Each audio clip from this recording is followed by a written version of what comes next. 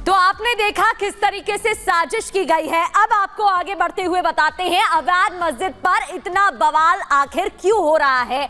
तो अवैध तरीके से मस्जिद बनाने का आरोप है। बताया जा रहा है चारों ओर कट्टरपंथियों द्वारा मज़ारें बना ली गई हैं। प्रसिद्ध शिव मंदिर के आसपास निर्माण किया गया मस्जिद के पास कई मज़ारें भी बना ली गई हैं। इतना ही नहीं, हिंदू संगठन जिला प्रशासन से नाराज है और विरोध जता रहा है, इसलिए हंगामा हो रहा है। प्रशासन पर कार्रवाई न करने का आरोप है। कहा जा रहा है कि इस पूरे मामले में एक्शन लेने की जरूरत है। हिंदू संगठन ने सीएम योगी को पत्र लिखा है, शिकायत की है। सीएम योगी आदित्यनाथ से कार्रवाई की मांग की है। हिंदू संगठन मंदिर का इस्लामीकरण करने का आरोप लगा रहा है और कह रहा है कि प्रशासन कार्रवाई नहीं कर रहा है।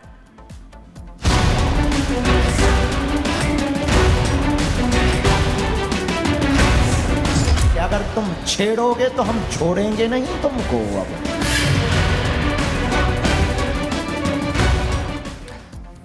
तो बाबा बागेश्वर ने साफ कह दिया, टीका चंदन लगाने से सिर्फ हिंदुत्व की बात नहीं होगी, अगर छेड़ोगे तो छोड़ेंगे नहीं।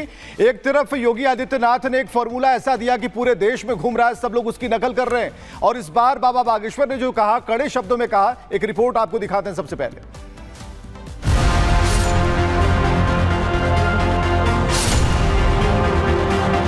भोले भाले हिंदुओं का धर्मांतरण किया जा रहा।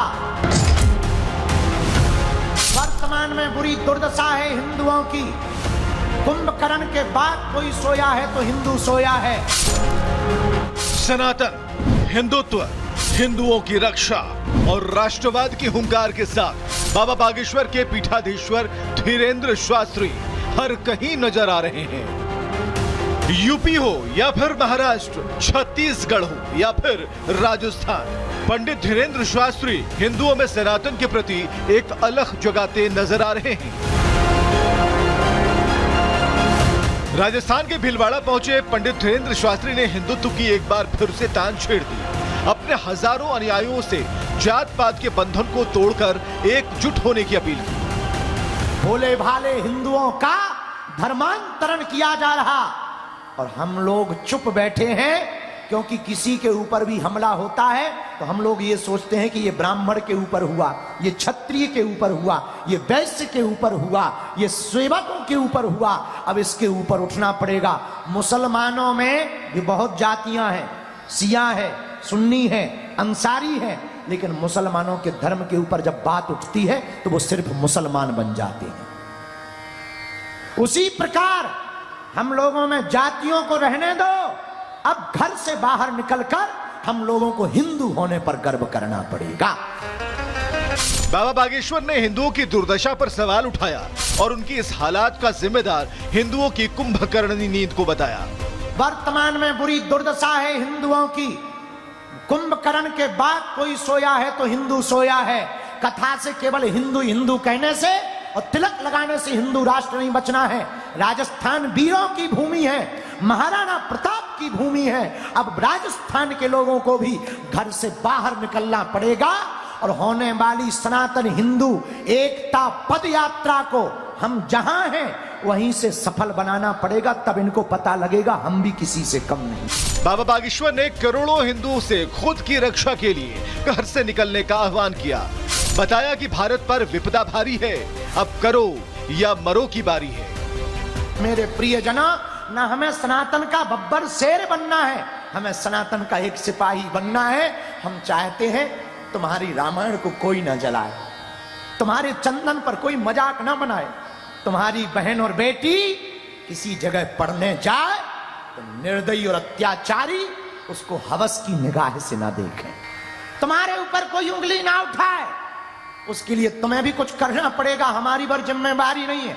अब करो या मरो की बारी है, क्योंकि भारत पर संकट भारी है। देश के अलग अलग हिस्सों के साथ बांग्लादेश और कनाडा में हो रहे हमलों पर भी बाबा ने खुलकर अपना मत रखा। बताया कि सनातन का झंडा बुलंद करने के पीछे उनकी क्या मंशा है। तुमसे ही राम के होने के सबूत मांगे गए और तुम चुप रहे।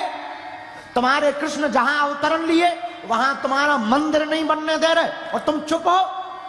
तुम्हारे ही देश में रामचरितमानस को सरेआम जलाया, जिसे तुम्हारे पूर्वजों ने मस्तक पर लगाया था, और तुम चुप हो। पालघर में संतों को पत्थर कर करके मारा, और तुम चुप हो। तुम्हारे ही राजस्थान में कन्हैया लाल नाम के दर्जी को छुरा भोंक करके मारा और तुम चुप हो। तुम्हारे मंदिरों को वो तोड़ते हो, तुम चुप हो। हमसे कहते हो कि तुम हिंदू मुसलमान मत करो। हम हिंदू मुसलमान नहीं करते हैं, हम तो सिर्फ हिंदू हिंदू करते हैं। हर मुद्दों पर मुखरता के साथ अपनी बात रखने वाले पंडित धीरेंद्र शास्त्री ने नेम प्लेट पर सवाल उठाने वालों पर सवाल पूछा है और अपना जवाब भी सुना दिया। प्रयागराज के कुंभ में गैर सनातनियों की दुकानें नहीं लगनी चाहिए। हमने कहा भाई साहब हमने क्या गलत कह दिया, मक्का मदीना में हमारे हिंदुओं की दुकानें वो लगवा दें। इतना ही भाईचारा बनाना है, वहां हमारे हिंदू भी तो गरीब हैं, उनकी मजार के सामने लगवा देवें, तब तो तुम लोगों की जलती है। इसलिए अब सुन लो कान खोलकर, अब वो हिंदू नहीं है कि तुम छेड़ोगे और ये डर करके भाग जाएगा। मेरे पागलों, हमने हिंदुओं के लिए प्रण लिया है कि अगर तुम छेड़ोगे तो हम छोड़ेंगे नहीं तुमको। अब हिंदुओं के उत्थान और उनकी एकजुटता के लिए एक तरफ देवकी नंदन ठाकुर धर्म संसद करने जा रहे हैं, दूसरी तरफ पंडित धीरेंद्र शास्त्री पदयात्रा निकालने वाले हैं, जो हिंदू राष्ट्र की संकल्पना और सनातन की अलख जगाती नजर आएगी। Bureau report, Republic Bharat. अब बात करेंगे सनातन में बाधा डंडे से दूर होगा। ये इसलिए क्योंकि कई सवाल खड़े हो रहे हैं। क्या सनातन की राह में रोड़ा पैदा किया जा रहा है? क्या हिंदू सोया हुआ है? क्या भटकाने की कोशिश की जा रही है? क्या राह में परेशानी खड़ी की जा रही है? तमाम सवाल और इसके जवाब इस रिपोर्ट में।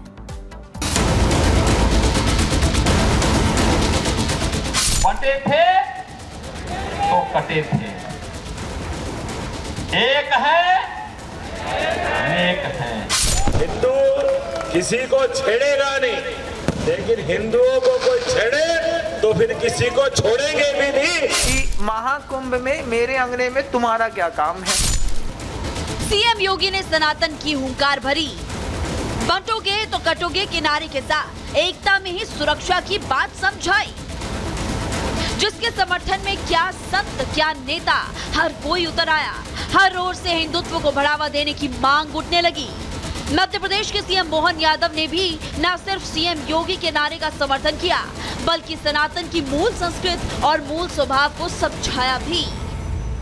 हिंदू किसी को छेड़ेगा नहीं, लेकिन हिंदुओं को कोई छेड़े तो फिर किसी को छोड़ेंगे भी नहीं। ये वर्तमान के समय में सनातन संस्कृति का अपना मूल स्वभाव है, जियो और जीने दो।